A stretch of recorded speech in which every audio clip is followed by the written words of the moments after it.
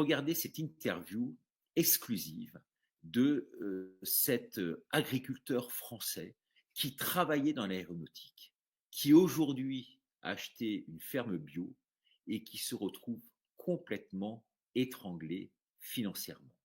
Il s'appelle Jérémy, il vit des heures terribles et aujourd'hui, il a bien voulu témoigner sur notre antenne. Regardez ce que cela donne. Alors avec nous dans ce JT, Jérémy, qui est un jeune agriculteur, très jeune, qui a repris donc un établissement et il va nous parler en fait de toute la misère qui lui est réservée aujourd'hui. Jérémy, bonjour. Bonjour Richard. Merci infiniment d'être sur ce plateau dans le cadre de ce JT. D'abord, tu vas nous parler un peu de ton parcours, parce que avant d'être agriculteur, tu étais dans l'aéronautique, Oui, figurez-vous. On a donc, parlé donc effectivement dans ce JT, en tout cas, on en parle beaucoup de ces chemtrails. Toi, tu avais pu le vérifier, ça, à ton niveau ou pas? Ça existe? alors moi j'étais dans l'aviation d'affaires, donc on n'en a pas en aviation d'affaires, mais oui, oui, ça existe bien. Et on peut vite s'en apercevoir en regardant le ciel et puis les avions. Et puis aussi, les avions qui épandent n'ont pas d'immatriculation, enfin ne sont pas référencés sur Flight Radar. Donc c'est aussi une vérification assez simple à faire. Donc, c'est une sorte de, on l'a dit, hein, de secret de polichinelle. C'est-à-dire, dans ce monde-là, tout le monde le savait, quoi. On n'en parle pas, quoi. On n'en parle pas. On le sait, mais C'est on ça. n'en parle pas. C'est On ça. a ordre de ne pas en parler. C'est ça. Bon, après l'aéronautique, toi, tu as décidé de reprendre une ferme. Je crois que ta famille était déjà dans ce monde-là, le monde agricole. C'est ça. Une, euh, une ferme bio près de Nancy, c'est bien cela. Alors au début, j'étais pas en bio, donc c'était une ferme en grande culture près de Nancy. La personne produisait en grande culture. Donc j'ai continué cette partie grande culture. Et en 2020, avec la crise et avec les difficultés économiques, je me suis tourné vers le bio et vers la vente directe. Et puis aussi, je me suis diversifié en maraîchage pour enlever les intermédiaires et pour permettre aux consommateurs d'avoir des produits bio et au meilleur prix. Alors jusque-là, tout marchait très très bien, sauf qu'il y a eu plusieurs épisodes extrêmement fâcheux.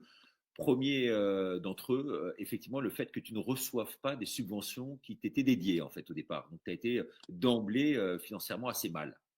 C'est ça, ouais. Donc j'ai eu un retard des aides 2023, des aides à la production. Donc sans ces aides, on ne pourrait pas vivre. Et donc ce retard, j'ai encore pas touché cette partie des aides 2023.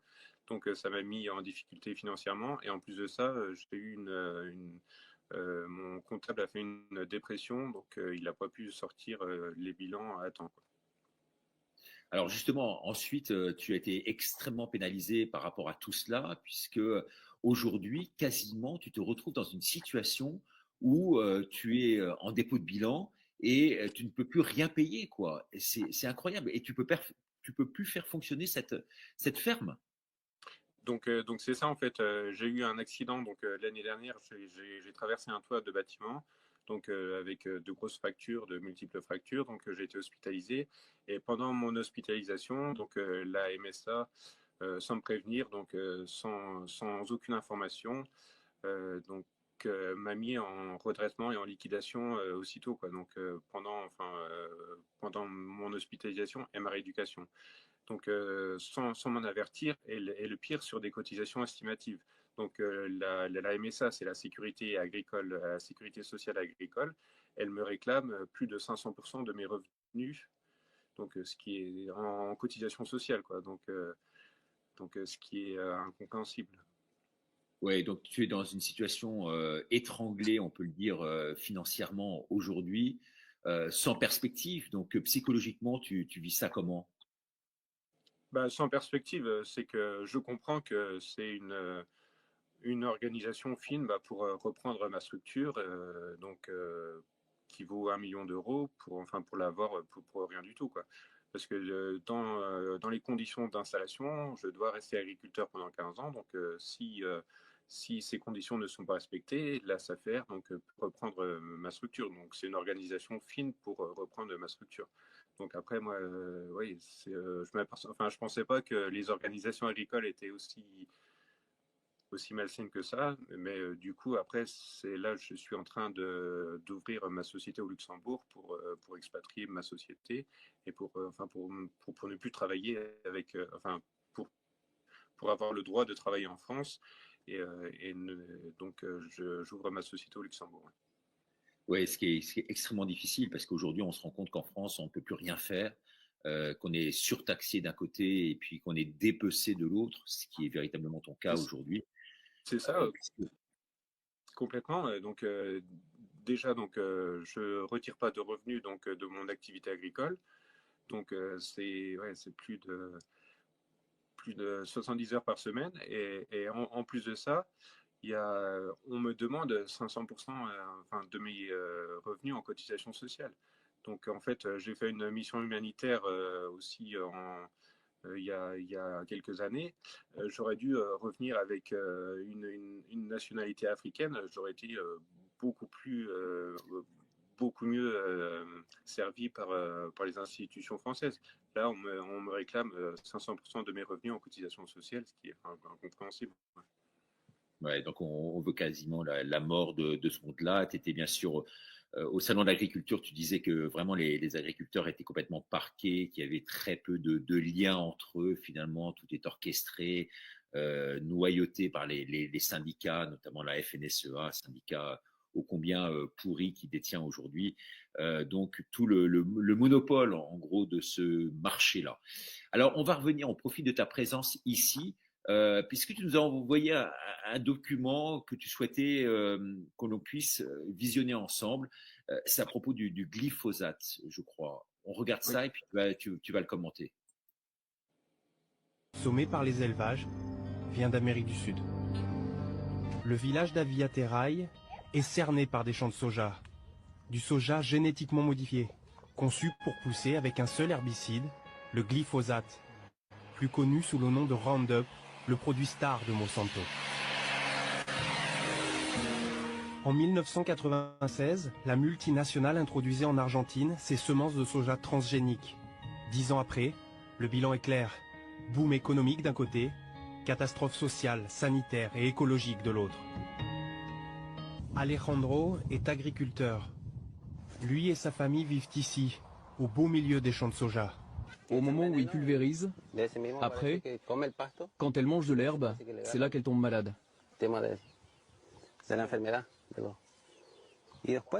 Après, elle commence à avoir de la fièvre et après 3-4 jours, elle meurt. En 2 mois, j'en ai perdu 10. L'Argentine a autorisé les semences de soja transgéniques résistantes au 2,4-D. Le produit est désormais utilisé massivement. C'est le tristement célèbre Agent Orange. Les effets sur la nature sont radicaux, sur l'homme aussi. 40 ans après la fin de la guerre, des milliers d'enfants mal formés continuent de naître. En Argentine, le 2,4-D est utilisé partout. Il s'infiltre chaque jour, dans les terres. Et aussi dans les corps, selon Alejandro. Son fils, Raoul, a 8 ans. Il est né avec une paralysie cérébrale. Il ne pourra jamais marcher. Dans les régions agricoles argentines, des villages ont vu le nombre de cancers augmenter de plus de 250%. Les enfants naissent avec des maladies neurologiques, atteints de handicaps lourds, de malformations. Dans la province du Chaco, il y a 3 fois plus d'enfants handicapés que dans les régions urbanisées du pays. Ouais, on voit les effets délétères, bien sûr, du glyphosate. Macron s'était engagé au début à ne pas l'utiliser en France. Hein. Ouais, parce que ce qui est pire sur le glyphosate, c'est les OGM en fait.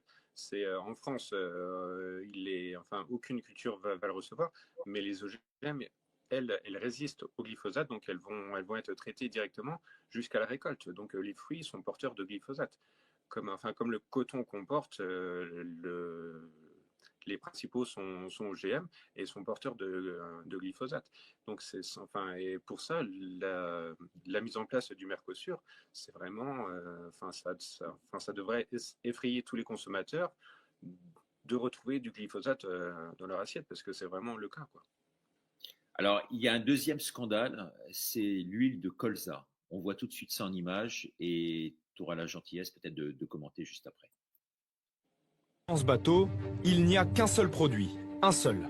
Des graines de colza, naturellement riches en acides gras, qui seront transformées en huile, puis en biodiesel. C'est cette image que nous voulions obtenir pour montrer l'absurdité de la production des biocarburants.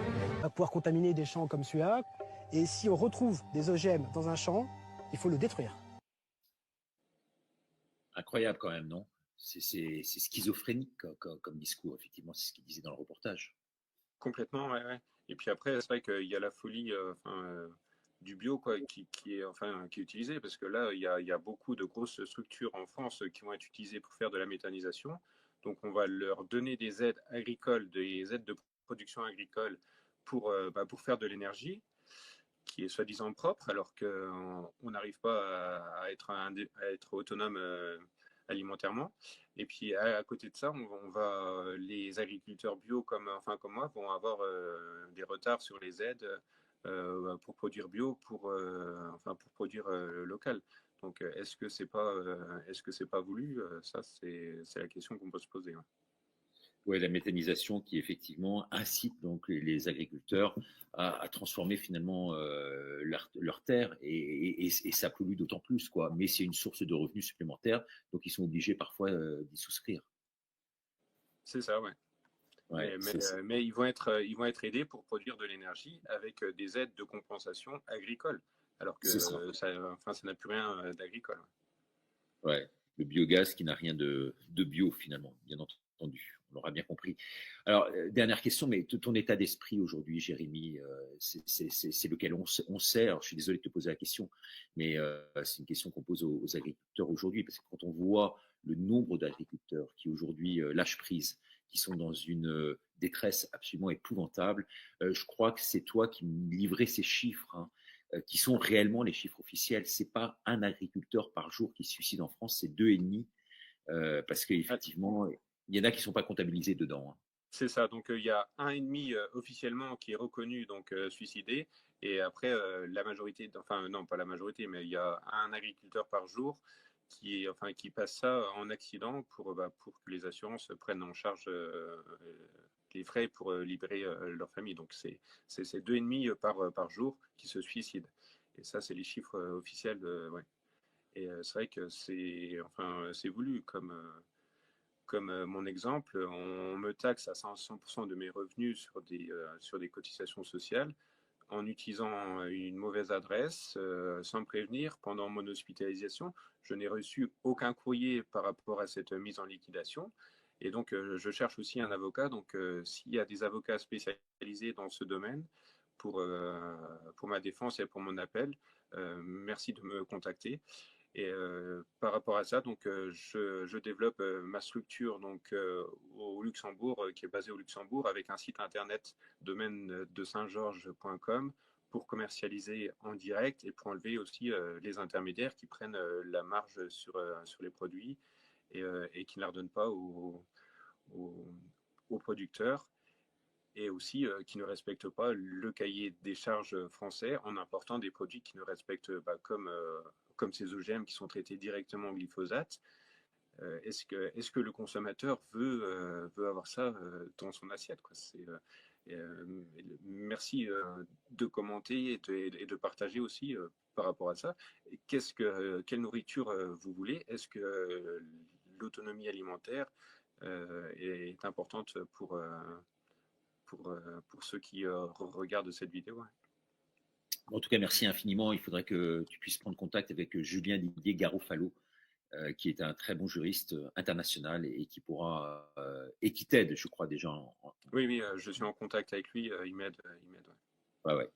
Ok, merci beaucoup en tout cas, Jérémy, d'être venu participer donc à ce JT spécial. Voilà, donc on a vu cette interview qui était quand même extrêmement forte de cet agriculteur qui aujourd'hui est aux abois, on ne peut pas dire autre chose, concernant sa propre situation. On a vu que d'emblée, il a été complètement asphyxié puisqu'on ne lui a pas délivré les aides qui pourtant lui revenaient d'office. Ensuite, il a eu cet accident. Et ensuite, maintenant, on essaye de préempter son terrain pour se le procurer pour quasiment 1 euro symbolique. Et ensuite, bien sûr, le revendre avec toute la plus-value nécessaire. C'est quand même absolument dégueulasse ce qui se passe.